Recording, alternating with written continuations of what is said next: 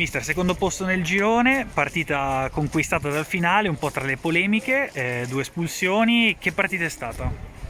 Ma guarda, al primo tempo sono partiti meglio loro, hanno avuto un'occasione che hanno preso il palo, noi abbiamo avuto le nostre anche occasioni per andare in vantaggio, poi secondo tempo loro hanno trovato il gol e ti dico la partita era abbastanza equilibrata, poi loro hanno fatto il gol, non hanno rubato niente assolutamente, poi hanno anche poi raddoppiato, io ho dato la possibilità a tutti di giocare un po', di essere protagonisti perché comunque questa squadra qua ha fatto delle cose importanti perché era in Coppa Italia mancava un risultato per andare in finale, in semifinale eravamo primi in campionato, eravamo secondi qua e quindi stavamo facendo una partita normale, in finale probabilmente meritava di vincere, poi alla fine è chiaro che purtroppo sono incapaci, nel senso che non sono capaci di arbitrare, ti rovinano le partite, è una partita di una semplicità clamorosa e riescono a fare i protagonisti perché non sanno ragionare, del resto fanno gli arbitri, quindi alla fine è così.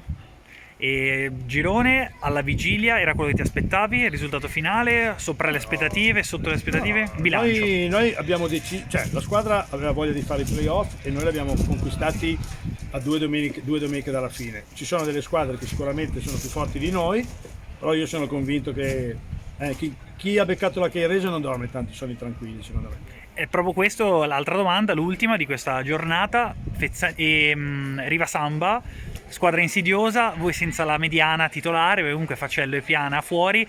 Che partita ti aspetti?